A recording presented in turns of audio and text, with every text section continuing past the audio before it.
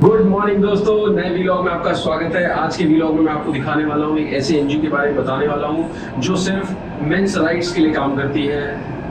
और मैं उन लोगों के पास जाऊंगा, पर्सनली उनसे मिलूंगा, उनको कवर करूंगा। इस वीडियो में मैं यही दिखाने वाला हूँ। तो अगर आपको लगता है कि आपके और आपके आसपास किसी के ऊपर कोई झूठा केस चल रहा है जिसके लिए वो परेशान है, तो वो लोग जाके उनसे मिल सकते हैं। ये एनजीओ सिर्फ मेंस राइट्स के लिए ही काम करती है।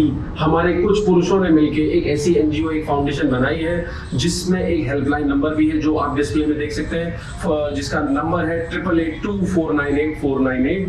तो इस नंबर पे आप कॉल करेंगे। आप इंडिया में किसी भी स्टेट में इस नंबर पे आप कॉल करके उनसे बात कर सकते हैं, उनसे हेल्प ले सकते हैं। लेकिन आज मैं आपको वहां ले जा रहा हूँ, उस वीकली मीटिंग में, जहां पे लोग आपसे पर्सनली मिल सकते हैं और आपको पता चलेगा कि क्या है। तो चलिए इस वीडियो को लास्ट तक देखिएगा। और दोस्तों, वीडियो पसंद आए तो प्लीज मेरे चैनल को सब्सक्राइब कीजिएगा, वीडियो को लाइक कीजिएगा और ज्यादा से ज्यादा लोगों को ये वीडियो शेयर करके उनकी हेल्प कीजिएगा। My life my vlog D2A vlog करती आ रही है। हमारी एनजीओ के अंदर, हमारी एनजीओ का नाम है, दिल्ली का चैप्टर है हमारा मेन वेलफेयर ट्रस्ट और सेफ फैमिली फाउंडेशन। हम लोग 2006 से इसी तरीके से मीटिंग कर रहे हैं और दिल्ली के अलावा और भी जो मेट्रो सिटीज है वहाँ पे हमारी मीटिंग होती है। जिसको भी उसके बारे में जानना है, जैसे किसी के कोई केसेस है दिल्ली के अलावा बैंगलोर में चल रहे हैं, चेन्नई में चल रहे हैं या कहीं भी चल रहे हैं, तो हमारी वेबसाइट है safeindianfamily.in। मैं दोबारा रिपीट कर रहा हूँ, safeindianfamily.in। उसके ऊपर आप जाएं और मीटिंग से कॉलम में हर स्टेट के वाइज लिखा हुआ है कि हमारी मीटिंग कहाँ पर होती है, कौन हमारा एडवाइजर है, कहाँ उसका जियो लोकेशन है, हर टाइमिंग वहाँ मेंशन है।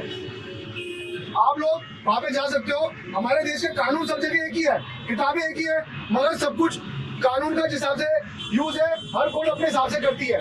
तो बेटर रहता है कि आपके जहाँ पर भी केसेस चल रहे हैं, आप उसके लोकल चैप्टर में जरूर मिलो। और उसका फायदा भी ये होता है कि आपकी नेटवर्किंग बनती है और ये बेनिफिट आपको अच्छा मिल सकता है। हमारी जैसे यहाँ मीटिंग हो रही है, हर जगह पे इसी तरीके से मीटिंग होती है। और इसके अलावा हमारी वेबसाइट है menwelfaretrust.in। इसके अंदर भी हम लोग जजमेंट्स वगैरह अपलोड करते रहते हैं, जो टाइम टू टाइम सारी अपडेट होती रहती है। हर केस वाइज है, जैसे आपका डिवोर्स का केस चल रहा है उससे संबंधित हो गई, बीवी का केस है, 498 का है, पॉस्को है, रेप है, ये सब तरीके की जजमेंट हम लोग अपलोड टाइम टू टाइम करते रहते हैं।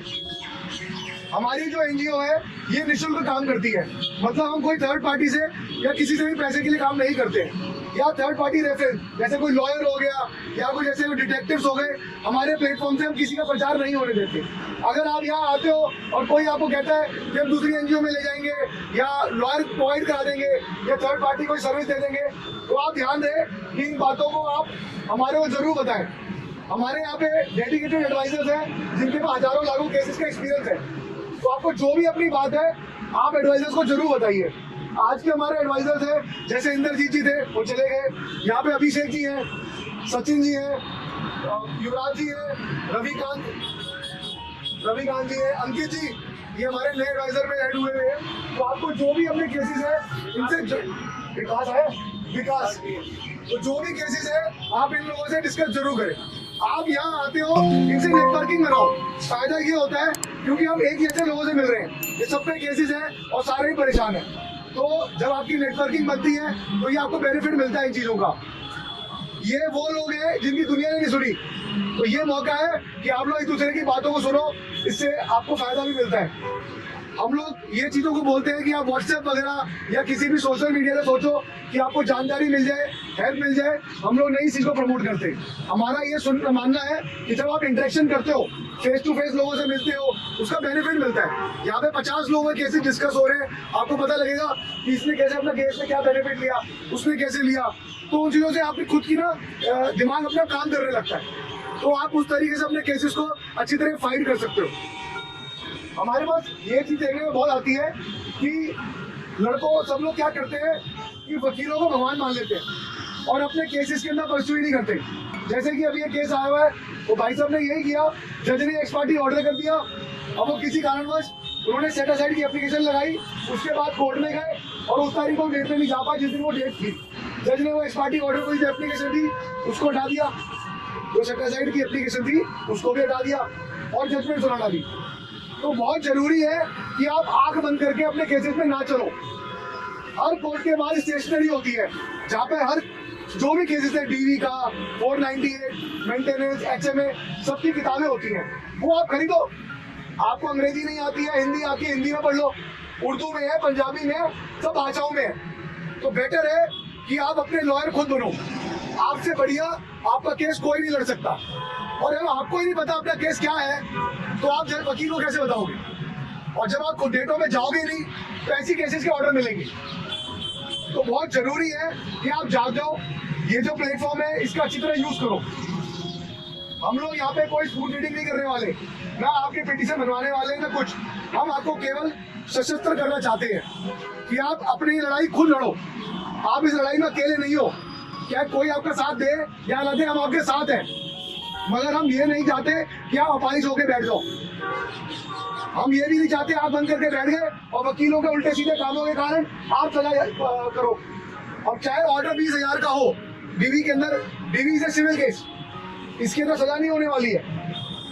मगर जो 20,000 या 50,000 की कॉस्ट लग गई तो आपका थप्पा लग गया कि आपके अंदर डीवी करी है। तो जो आपका 498 का केस होगा उसमें तो एक तरीके से सारे ये भी हो गया कि आपने दहेज प्रताड़ना के लिए चलती हुई जो डोमेस्टिक वायलेंस थी वो करी, तो वो भी एक तरीके से आप गलत में फंसते जाओगे। और मोस्टली डीवी और जो 498 का केस होता है वो एक ही प्लेटफॉर्म पे होता है, मतलब MM के पास चलता है। अब वही सेम जज है जो आपको सजा दे रहा है, तो आप मल्टी में फंसते जाओगे ना। तो इसलिए बहुत जरूरी है कि आंख बंद करके मत बैठो कि आपने जज का वकील कर लिया और आप डेटों पे नहीं जा रहे हो। ये आप नियम बना लो, डायरी मेंटेन करो, उसमें लिखो कि क्या हुआ क्या नहीं हुआ। अगर समझ में नहीं आता है जज साहब ने क्या बोला है, आप सर्टिफाइड कॉपी लगा सकते हो ऑर्डर की। सर्टिफाइड कॉपी का फार्म हर स्टेशनरी में मिलता है, ऑनलाइन भी है। उसमें 2 रुपए की कॉपी स्टैंप लगानी होती है, छोटा सा प्रोसीजर है। और आप जाके उसको कोर्ट से अप्रूव कराओ और जाके उसे सर्टिफाइड कॉपी काउंटर में दे दो, आपको ऑर्डर की कॉपी मिल जाएगी। और उसको लाके यहाँ पे एडवाइजर को डिस्कस करो। अगर कोई भी जज ने आपके ऊपर ऑर्डर डाला है जो आपको लगता है कि विरुद्ध है, तो आपका बिल्कुल राइट टाइम है उसको चैलेंज करने का। आप रिव्यू एप्लीकेशन डालो, चैलेंज करो हायर कोर्ट में, और छोड़ो मत।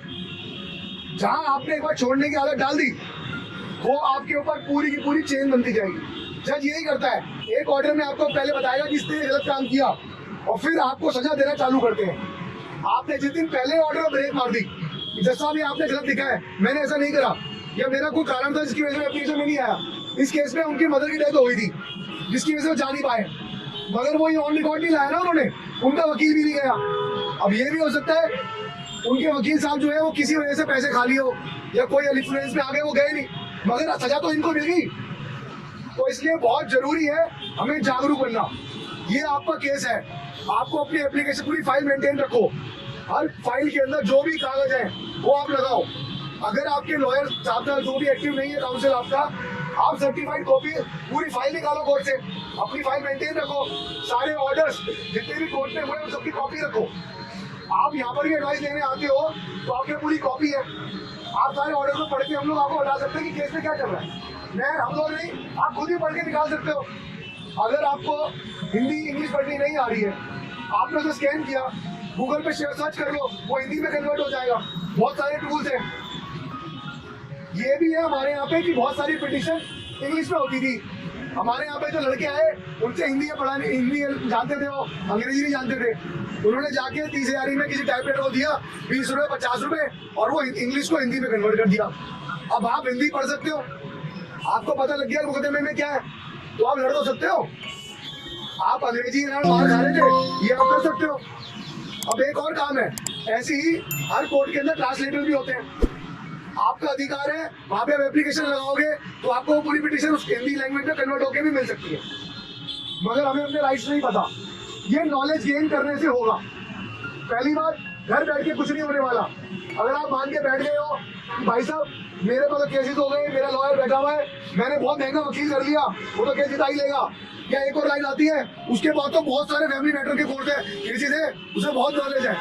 जनाब केस भी वही हारते हैं क्योंकि उनके पास इतनी सारे केसेस है, वो ध्यान ही नहीं दे पाते। आप क्या करोगे? आपको अपना वकील खुद ही